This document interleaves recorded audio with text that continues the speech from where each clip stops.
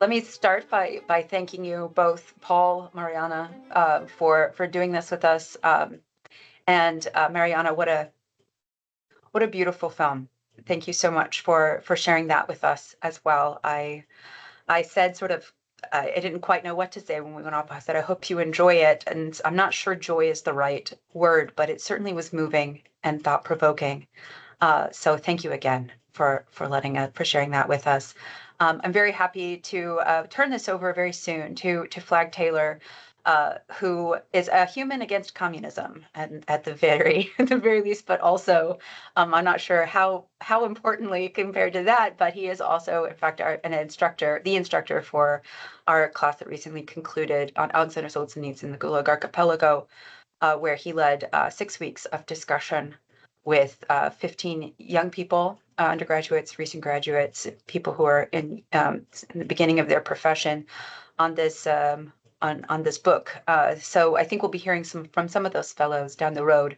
But before I turn this over to these remarkable people to have this discussion, I would just like to say that we.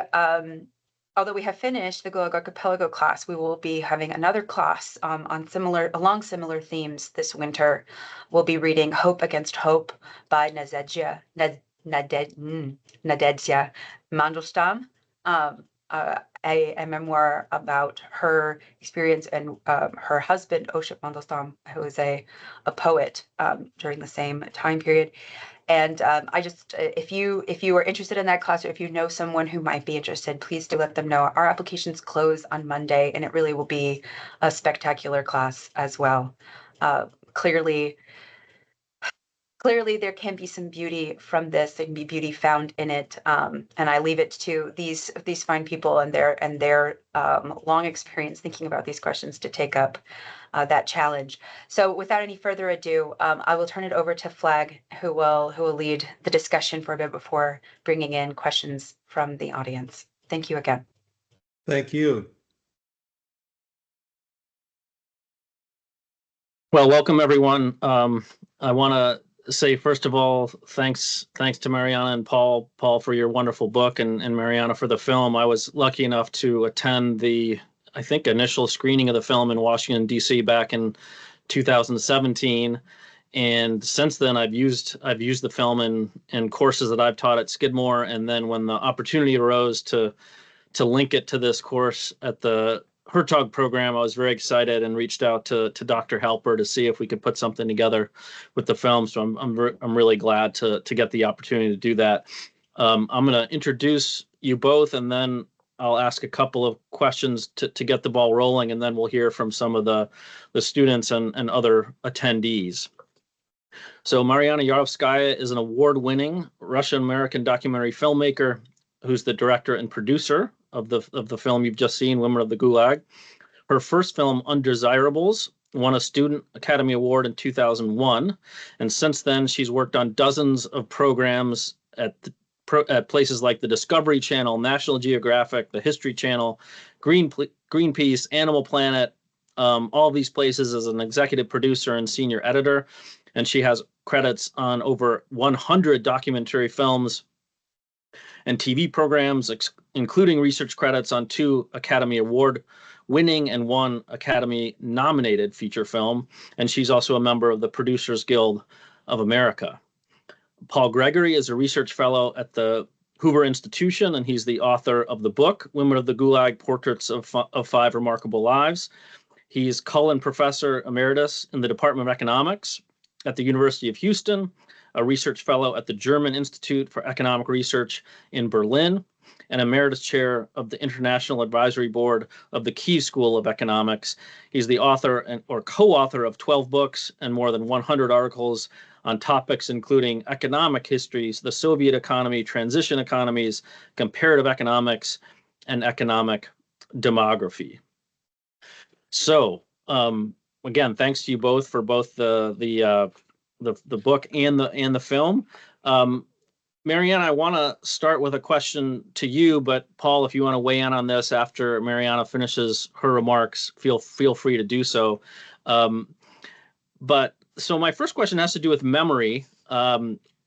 in the film, I noticed that Fekla Andreeva keeps spoons and dishes that remind her of life in the camp. We see Ksenia Chukareva in a procession to commemorate victims, and Nadezhda Levitskaya goes to a cemetery.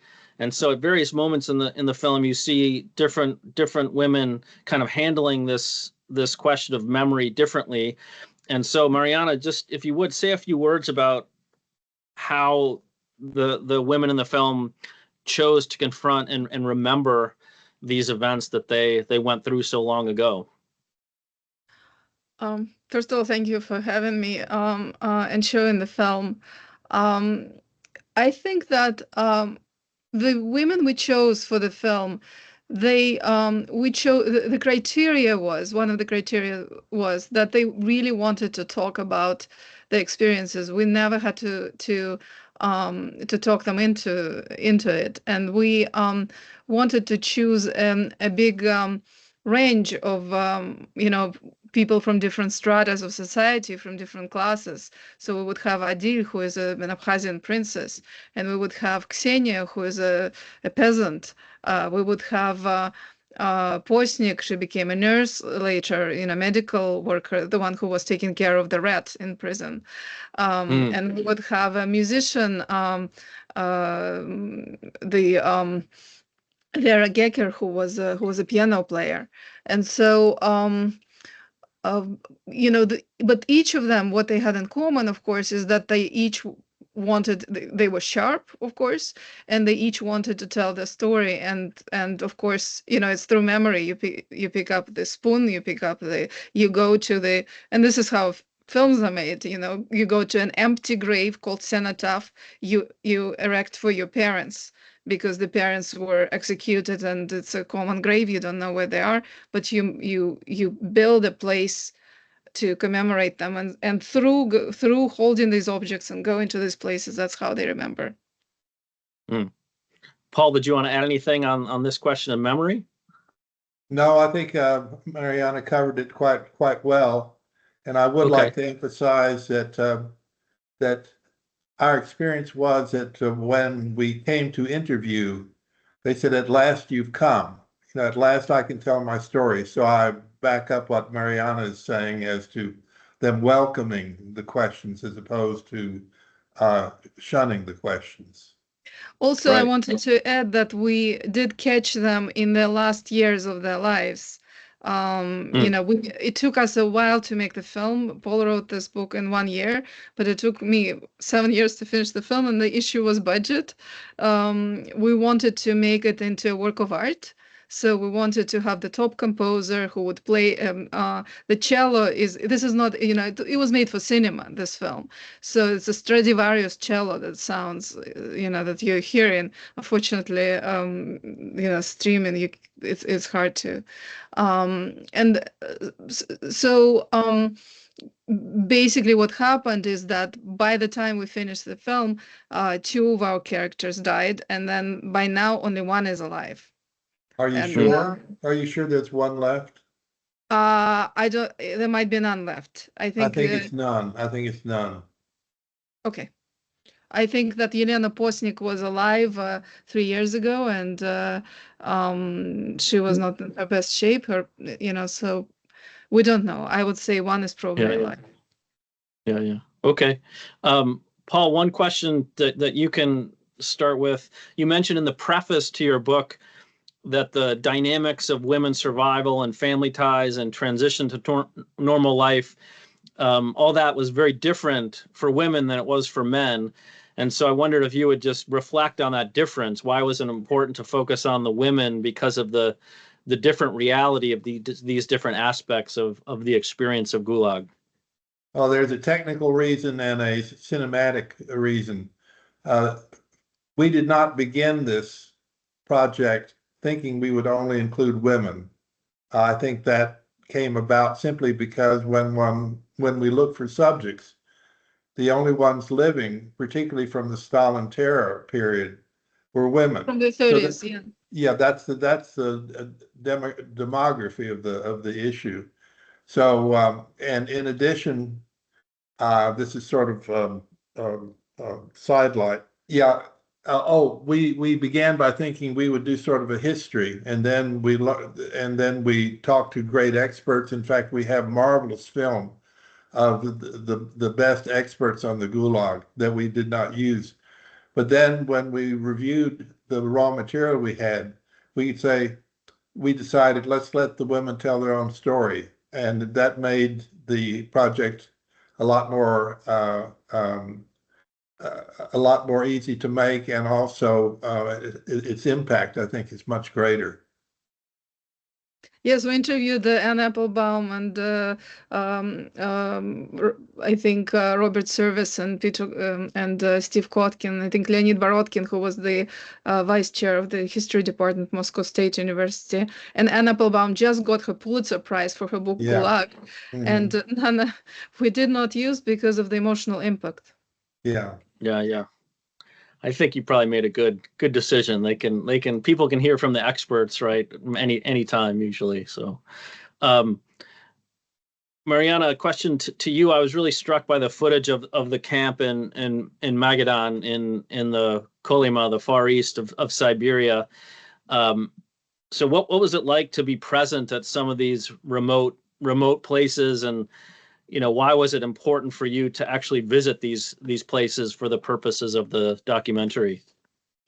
I think what really struck me is that there is only one Gulag museum in Russia. Russia made a camp that became a museum. I guess there is a museum of the Gulag in Moscow, and I think it used to be just one room when we started the film. By the time we finished the film, it was already a huge building, and it was called the Museum of Political Repressions. And I don't think it but it had some. It avoided the word Gulag, and it avoided certain words.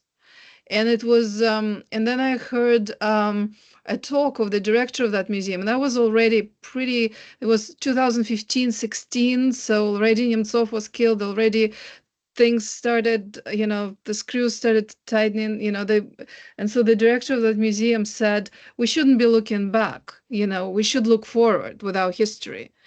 And I was there present, and I was completely stunned. I said, what do you mean? How you're the director of the Museum of the Gulag? You're telling people that we shouldn't be looking back. And then in the Ural Mountains, not so far from where Fokal and Ksenia live, there is that museum in the open air. It's the only one that was a camp. That plaque that you see in the film. In the middle, yeah.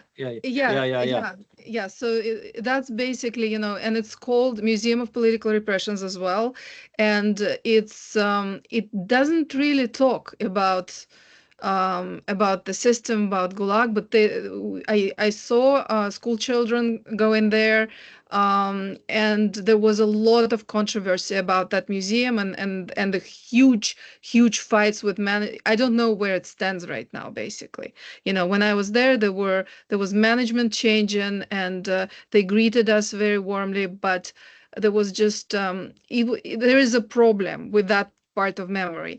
And then as you see the the camps where the uranium mines, where Posnik, who is probably the only one alive, I still hope she's alive, where Posnik spent her 10 years, those were ruins. They look like some Swiss castle in ruins, so they didn't, as opposed to Germany and Europe after World War II, where camps were preserved and turned into museums. In Russia, it just happened to one place, and it's not even called Gulag, and everything else is in ruins or was destroyed in the 90s. They would just pour kerosene on some of these former barracks and burn everything, and some of them just remain and became regular prisons. So that's a very long long answer, but I was very shocked to see that that how they were avoiding the word Gulag in that only museum in the whole of the country. If I could interrupt, as I recall, we also got some footage from the Baltic states. Yes, we did, and I think, and I used it as a B-roll for Adil's memory of prison when she was kept in a solitary confinement, and then she nearly starved to death there inside. So when she's walking out, that's actually Baltic, about one of the Baltic museums. But they have those. They have KGB museums. They definitely have. Yeah. So I want to ask about Ksenia Chukareva. Her story just seems incredible to me, that she was brought to the Urals to build a camp. And I think she says something, the place was built on our bones. I think that's the quote that she utters.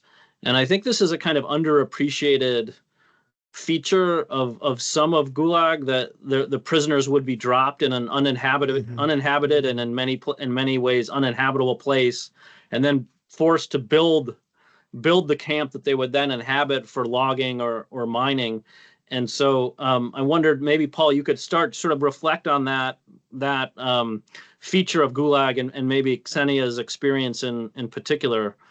Or I know Fekla was at that same camp too, so if you want to use her. But yes, well, one must note that the two people we're talking about were special settlers. They were the children of kulaks. And indeed, they were put on a train, or they were put in a cart. They were taken to usually to a wooded area, and dumped. And they had to somehow figure out a way to live. And if you recall from the film, you see these pits that were scattered throughout this forest. That was their only way to survive, was to dig a hole for themselves, cover it with branches. And as I recall, in one pit, there was like 5 families, and these are peasant families where they had like 5 or 6 or 7 children. So the visuals on that are quite outstanding, I thought. Incredible, yeah. Marianna, you want to add anything on that? Well, it wasn't the camp that they were building. They were building a factory, an aluminum plant, Aluminum, yes. Where they had to work afterwards. And basically, the history of my country is that half the country is built by prison labor. Yeah. Well, it's noteworthy that it was families that were deported. It wasn't individuals, as was the case of the Gulag. But the fathers were and executed. the children had to go with their parents to work, because the norms were set in such a fashion that they could not be completed by the parents alone. So Fiokla quite often did not go to school because she had to go into the swamp. Marianna, you might tell about the frog and the skepticism that arose from that. After the anecdote, yeah. After the film was shown in Moscow, I think there were a lot of trolls that were trying to just, make fun of this, because there are a lot of even Gulag deniers, or people who were saying, what is she saying, that she had a frog in her mouth?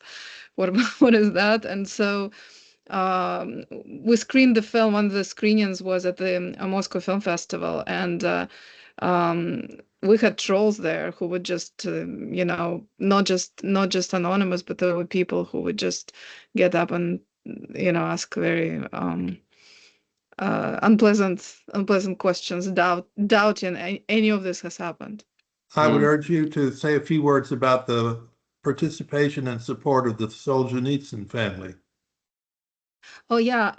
Well, this film is connected with the Gulag Archipelago. In fact, directly connected. In fact, I was trying to find, if I can show anything. So in Gulag Archipelago, on page 16, Solzhenitsyn writes, and this is happening. You are arrested, and you will find nothing better to respond with than a lamb-like bleat. Me? What for?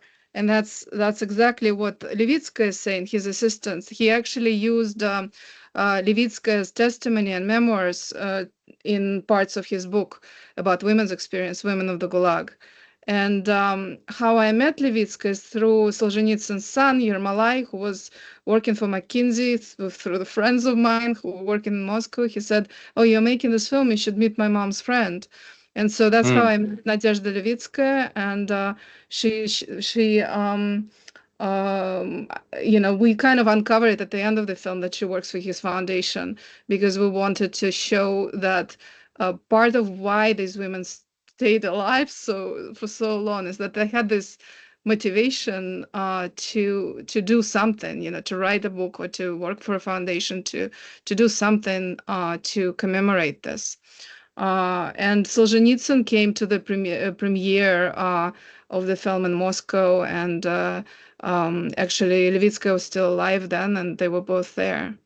And she got a standing ovation. She got a standing ovation, but she herself was not standing anymore. I mean, by the time the film premiered, she was already in a wheelchair, but they got her flowers, and the audience was full of people, and there were 5 minutes of standing ovation.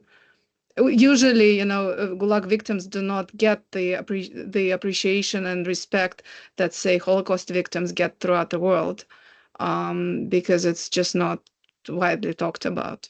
Yeah. I gave the students in the Hertog course a chapter from Solzhenitsyn's memoir called "Invisible Allies," where he talks about the people like Levitskaya who helped him type manuscripts and store manuscripts and circulate them. And I think you get such a lovely book, because you get such a portrait of this very social person, and you get a sense for the lots of the people who helped them in this enterprise. Just one, sticking with Levitskaya, one question I had, she was the one who brings up the question of forgiveness in the film. She mentions, going to a priest and asking the priest what, can she forgive? And, he says, well, you can only ask for forgiveness of someone who's linked to you. I think that's what he says. I was curious, did the other women address that question of forgiveness? I think what she says is that you can forgive to yourself, for yourself. You can forgive for what was done for you, but you cannot forgive what was done to your parents or what was done to your loved ones.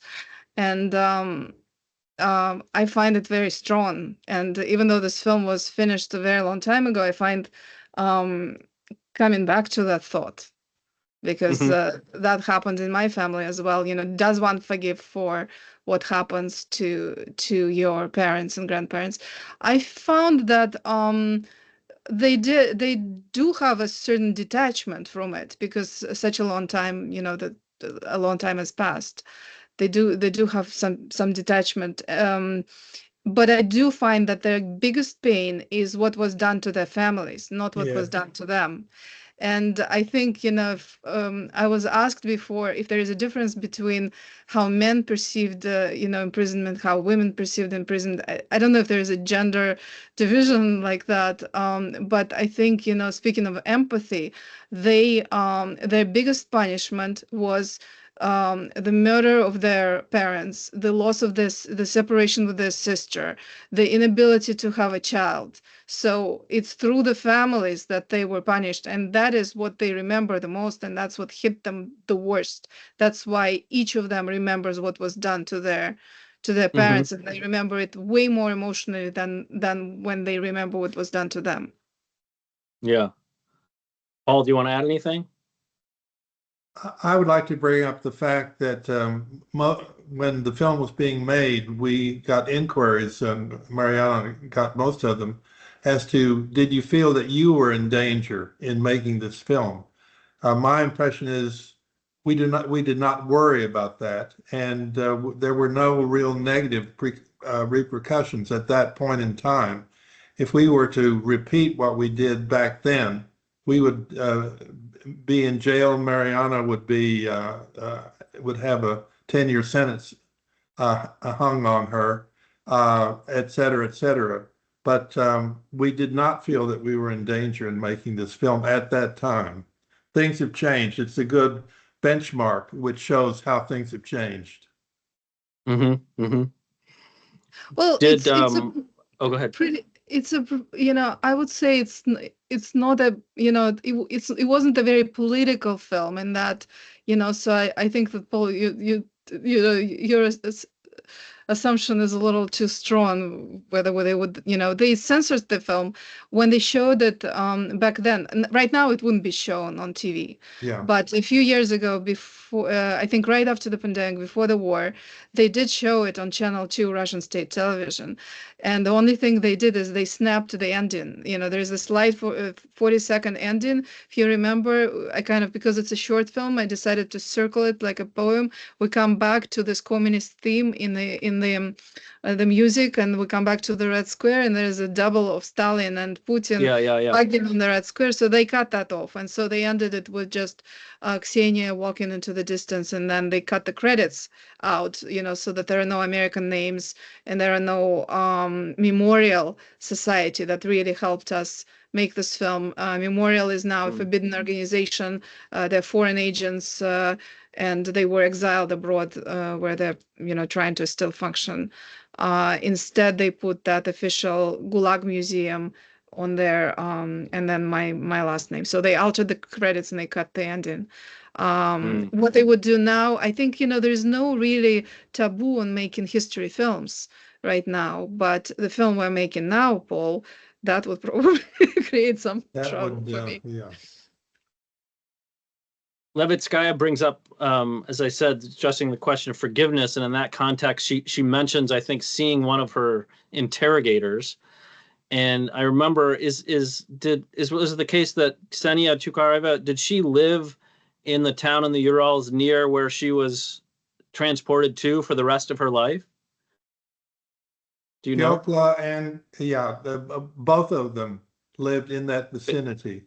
So do you know, I mean, they must have seen people who maybe were guards and worked at the camp. I mean, that must have been somewhat of a common experience, right? For people to see their tormentors after their sentence ended? Yes.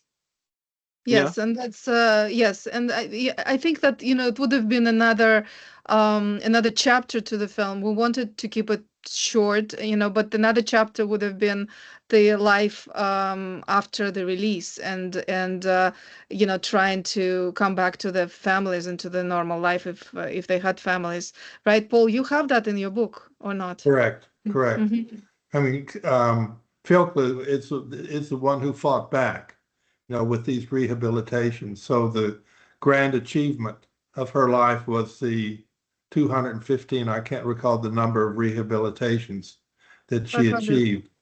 She went on, by the way, to become a university professor of philology. So is that right? Yes. So her Wow. story is quite moving. Now I think we can move on to the questions from our students and our fellows.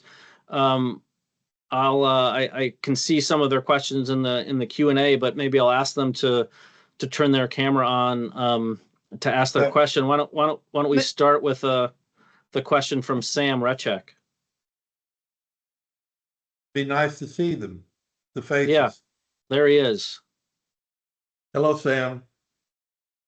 Hi, all. Thank you for coming to speak with us today. You can hear me okay? Yes. Good. They turned the camera and mic on explicitly just for the question here, so sorry for the lag. But yeah, my question is just about the sort of sensitive and sort of dark topic of sexual violence in the gulags, and I'm wondering, so the website for this film mentions that the women that you interviewed would only hint at it.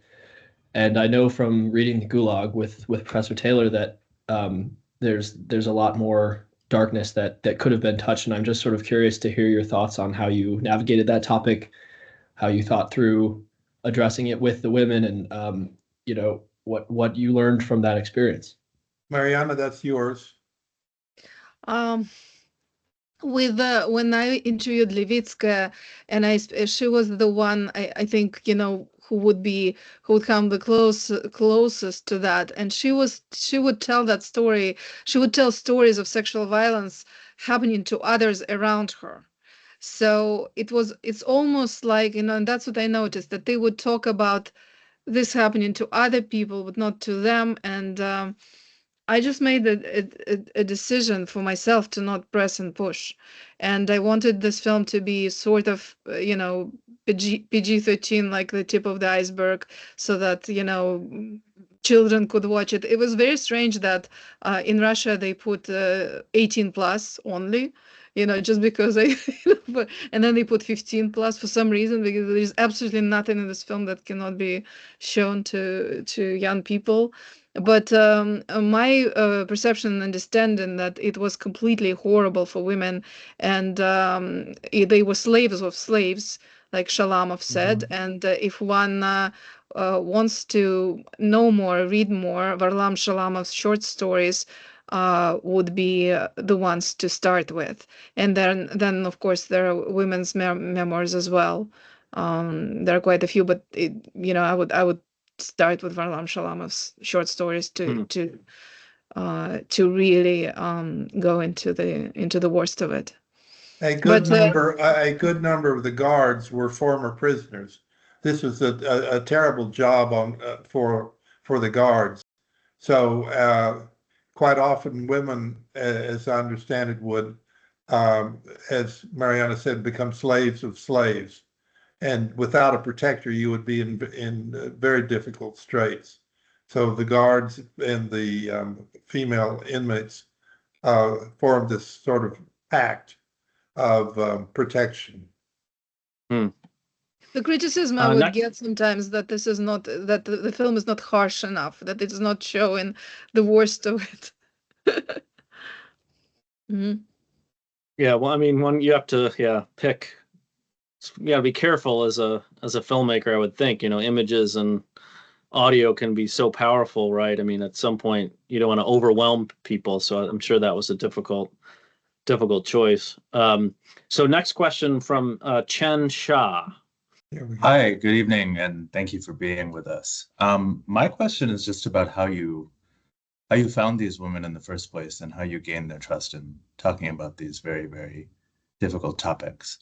I also had the sense watching the film that for many of these women, it seemed like the first time they were ever relating this all to another person. Is that true? I think so. Yes. First, on to the media for sure. But two of them wrote books. Adil wrote a book that said, that was called I Cannot Forget, and then Fokla wrote a book as well. So two of them wrote books, but so some of them did tell.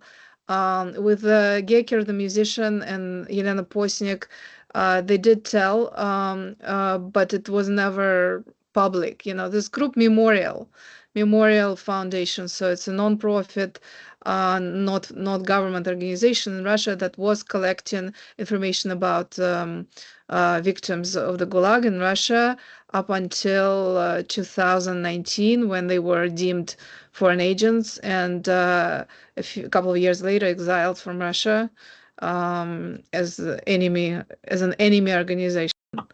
But they were the ones that gave us files and files and files, and I have materials and images, and we just, I don't want to go through the trouble and sharing images, but through a screen, but they just had this kind of old-fashioned card system where they would keep information, and some beta interviews. So we would just watch on beta tapes some interviews and select. We selected these characters, and some of them, Paul, were in your book because information about them was at the Hoover archives at Stanford. Well, right. You could talk about Hoover, right? Well, what I can say is that 2.5 of the characters came from the book. The other characters in the book were long dead, so we could not touch upon them.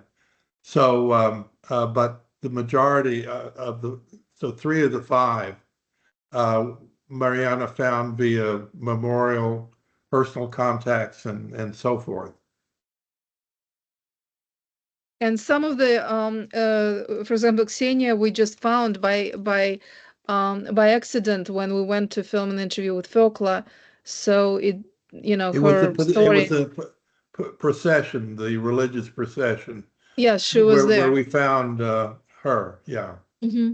Oh, Yeah. she just happened to be there. She just happened to be there. That's incredible. Mm-hmm. That's incredible.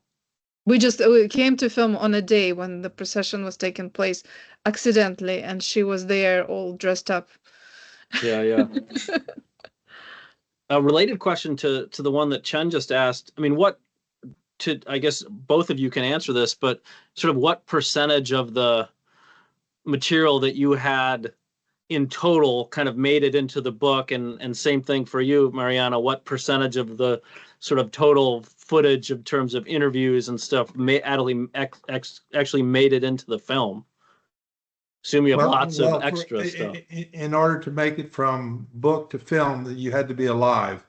And so that left us with only 2 characters from the book. Yeah, yeah.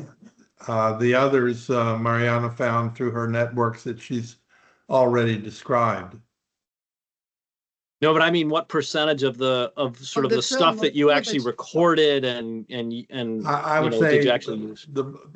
The elements of the book that made it into the film would be like 25-30%. And from what we recorded, I would say maybe 10%, because we filmed a lot, and then the thing, and we filmed the experts, and we filmed more people. We also filmed women who were in camps, but they were not prisoners. They were they moved because their fathers were in prison, so they moved to live there. So we wanted to just cut it down to actual women who's still alive, who sat in prison and could talk about it in the last, kind of jumping into the last wagon of a departing train, trying to get them their experience. So and I would say we had a preference for the Stalin terror period, not the World War II period, which meant they were in quite advanced age. Right. Okay, next question from Ethan Rousseau. Okay, Ethan, go ahead.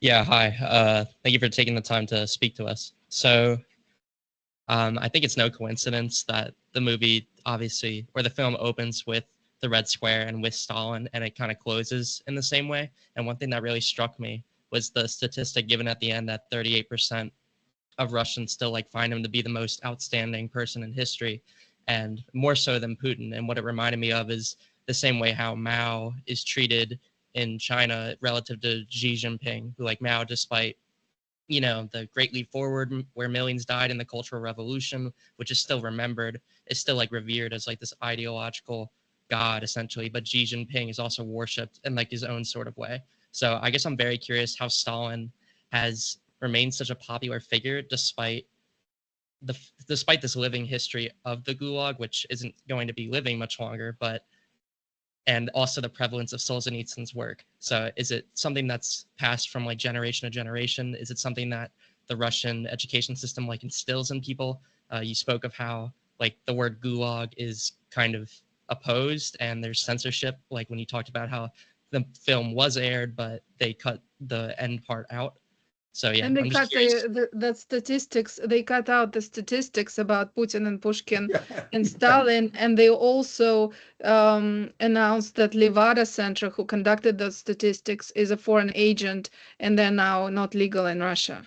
The center who did the studies, Levada. When we were filming, we found ourselves in the midst of this debate or controversy about Stalin. And it was at that time that, Stalin did a lot of bad things, but he was a good manager. He pulled us through World War II. So if you balance the two... Because of him, we won the World War II. Correct. So we won the Great Patriotic War. That was the political dialogue at that time. I think I mentioned I had heard from a friend of mine who knows the Solzhenitsyn family that on the one hand you have Solzhenitsyn's Gulag is taught in Russian high schools, but on the other, you have this. I think Ethan was trying to make sense of that on the one hand, and on the other, this idealization of Stalin. So how do you sort of put these two facts together? It just, I think you don't. I think they both sort of coexist, and they deny each other in some ways. I was looking before this lecture, I was looking for, or meeting, I was looking for this calendar somebody brought to me with Stalin's portraits. Just every year they do like Stalin dedication. All I found is like our motherland is USSR with Brezhnev, and on the back you see the heroes. And I think you see Gagarin and Stalin and Chapayev and all Stalin's these in the middle, other. sort of. Right, he's in the middle. So it was never. I mean, it's a part of glorious history, and I think this is part what's done right now. It's the history is glamorized, and Stalin in a way is glamorized as an efficient manager, and that's what I think current administration is trying to portray themselves as efficient managers. I don't know. It feels to me that it was never that whatever was done in the 90s to talk about the repressions during Stalin's era was completely diminished and destroyed during Putin's time between 2000 and 2025. It was done gradually. And I think, what did Guriev say, Paul, that it's some sort of a mad dance that is done, that on one end the Putin is going to the opening of Solzhenitsyn memorial, on another end they're forbidding memorial and doing all these other things. Paul, do you have something to? No, I agree with what you just said. Yeah, mad dance is a nice phrase. And Guriev is one of the consultants of our current film, and he is the dean of London School of Economics, one of the. No, it's London Business School, I believe, but we'll see. So a reminder, your students are college students, just out of curiosity. some of them are still, the people in the course, some of them are still getting their undergraduate degrees. Some of them have graduated and are, on and working. I mean, they're, all under 30. So recent graduates, but some of them still in school. Yeah. Good questions so far. Yeah. So keep the questions coming. Use the Q&A function. Next question, I'll ask Mary Elizabeth Halper, the Dean of Humanities at Hertog. She's got a question. Yes, you might hear my children in the background. I apologize for that. I wanted to come back on because I could not get the last line that we hear, the last words that we hear in the film is she says, "Forgive me." And I wonder why those were the last words. You've already mentioned this question of forgiveness has been, it's there. It's one of the more powerful moments towards the end. But that you decided to end with those words sort of echoing in our ears. I'm just curious about that particular decision. And the sort of I guess the moral weight of it as a whole. End with "forgive me" was really interesting. Could you speak to that? Paul, do you want to answer this? It's a tough one. I think one would have to understand the Russian Orthodox religion and its stance with respect to forgiveness. I interpreted it as saying, "Forgive me that I am not a perfect person in terms of Greek Orthodox teachings."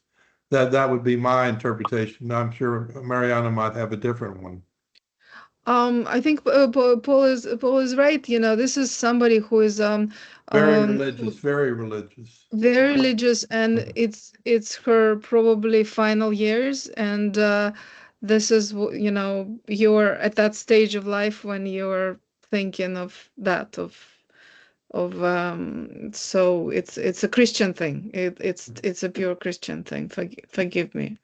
And I think it's pretty poignant because it's us who should, not us, but she should be, that people should be asking for her forgiveness, and that has not happened. So it's a question of the state never asking forgiveness of the Yeah. citizens, and that's why the new repressions are coming, and it's trauma upon trauma, I think. My wife happens to be an Orthodox Christian, and I can't remember if I think it's a few weeks before Easter, but it's Forgiveness Sunday, and you go around and ask each one of your fellow parishioners for forgiveness. Everyone asks everyone for forgiveness. So maybe that has something related. Yeah, it's definitely that. Yeah. How about Bata? I see you have a question. Hello, everyone. Thank you, Marianna and Paul, for your work. And thank you for the movie showing for the Earth Foundation. A question I had was around the idea of the word Gulag, and Ethan touched a little bit on this about like how the maybe school system teaches a different history and the Russians education system depicts a different way. My question was around how is the word Gulag is perceived in the minds of the Russians right now, and especially as you mentioned that the museums doesn't mention the word Gulag, which was the administrative unit which ran the camps and eventually became the word for the camps. So do you think the current mindset is way from what the reality was? And it seems like it from the statistics at the end of the movie. So those were just what I was in my mind. Thank you. Marianna, can you give it a shot? Well, Gulag is an acronym, of course, for Main Camps Administration. According to the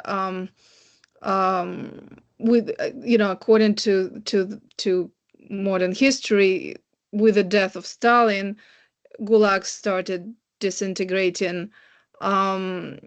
I think that there are two meanings. One is the actual prison camps, and another one is sort of a common the administration. Word that, it's the administration. Yeah, that means everything, and so there it has some symbolic, more general meaning.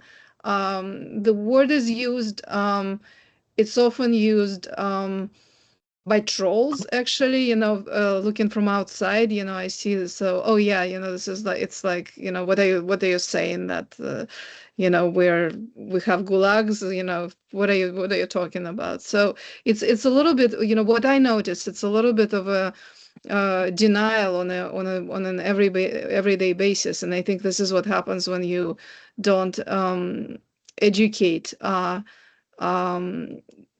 the younger generation properly. I actually, out of curiosity, I bought some books, some history books that were used, that I used to teach young people history at school, and Gulag and the repressions are barely mentioned, and there are multiple choice questions at the end of the chapter dedicated to that era, saying that, of course, we had all this, the rise of economics, there was a huge success in agriculture, the cities were growing, and so the Great Patriotic War. Yeah, and then we won the great, Stalin won the Great Patriotic War. So what are your thoughts about Stalin? Was he great, really great, or awesome? So it's completely, there's no proper, when I read those new history books that are all about victories, victorious wars and success, it almost dipped me back into the USSR era when I was a little girl studying history. But even then, USSR was coming to an end, and we knew that there is this dichotomy existed. One thing is written in the books, and another thing is what our parents told us. And about current young generation, I actually do not know. Well, when we were making the film, there was a lot of discussion of a common history textbook, and the university professors who teach history were quite upset about this about this common history book. So I don't know if one of the books that you bought was the uniform textbook for the entire country. Probably was. Yeah, yes, and I actually bought several. One is sort of uniform history book approved by Medinsky, who used to be Minister of Culture, and I think maybe some guests here would even know, have seen it. And another one was just about the wars, and all wars were victorious. I was just shocked. I don't know if it's a common history, but it was for young students, and it was, all. They were just, victorious wars throughout centuries. Going back to 1400. Mm-hmm. Wow. Okay, next question. Yeah, Thomas Huckins. All right, is it working? Can I be seen or not? Yep, we see you. Okay, all right. I cannot see myself, so maybe I'm experiencing the same thing that Paul experienced. I want to say thank you both for just taking your time to really share this with us. The film was obviously amazing. I'm really glad we got to see it through the course of our studies with Professor Taylor. Something I was thinking about, although one of my questions was taken by Professor Taylor actually earlier. So the second question I was thinking of is this idea that Solzhenitsyn himself really talks about, highlighted a lot in his Nobel address given, about art as this great empowerment of sharing information, of reaching people across nations, across generations. And I think, your book, Paul, Marianna, this film is meant to do that. It's meant to reach people. That's why there's no experts. It's meant to touch them emotionally in a way that only art can. One thing that I am concerned about, though, is that we see all across the globe as a growing phenomenon, rising polarization, and just this inability to even want to interact with another side's media.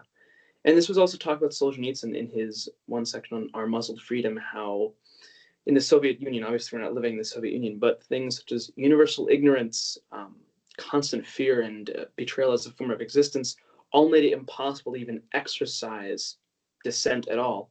And I'm just curious, when we see art itself become politicized, even when it's not supposed to be, when it's rejected, it's out of hand, how do you reach these people? How do you reach these many Russian citizens who just can't imagine that Stalin or Putin isn't one of the greatest figures Russia has ever seen? How do you reach them when even these attempts to art, which Solzhenitsyn so prized, aren't even acknowledged?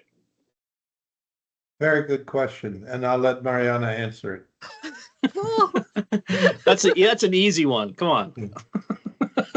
Well, one answer is to tell the truth.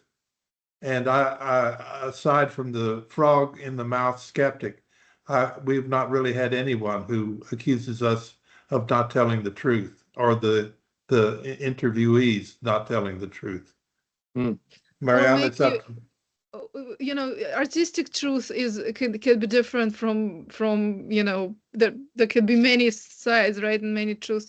I think an artist needs to make the most sincere, honest attempt to tell a truthful story, right? And then it would be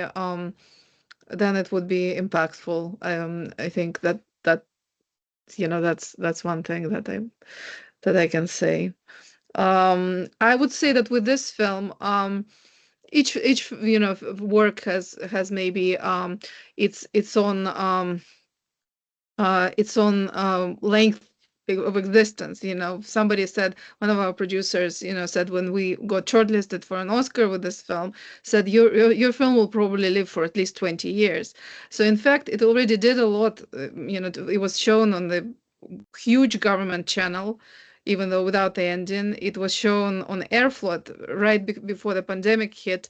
It was on the Airflot Airlines. It was at the opening of the Moscow Film Festival, and I think it found its ways. Some films never find their ways to viewers. This film found its ways and is still finding. It became a part of a book, learning Russian through film, which was published in London. No, but yes, I must say, we as artists, want to tell the story in the most truthful and efficient, effective way, using the best, here in Hollywood. I have probably the best composers, the best editors, the best sound designers that can help, and then make sure it finds its way to the viewers. I think Solzhenitsyn's book found its way as well.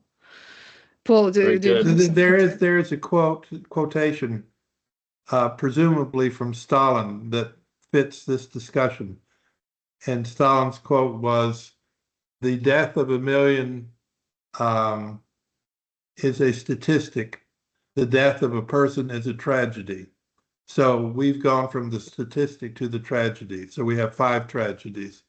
That's one way of thinking about this and the answer to your question. Great. So we have time for a couple more questions, maybe. One quick question I had, just like an informational question. I think it was Vera Hecker, her sister. She discovered her sister in camp, and then you see those beautiful paintings from her sister. Where are those paintings? They're actually 5 sisters that Vera had, and it's a little bit of a, speaking of telling the story truthfully, it's a truthful story, but the drawing is from another sister, not the sister that she met, because the 3 of them ended up reuniting, but the 3rd sister, who was a painter, and I think, if you look at last name Hecker, you could I think there are websites and things like that. I think she painted them, she drew them in camp. Okay, well, I'll ask them both, and then so my first one was hearing about the story of the girl who was released on because of mistaken identity, and I was wondering, since a lot of these people who were put in prison for mostly unfounded charges, how did they find her innocent, and was this an unusual case where they would show mercy? Well, she thought she was on death row.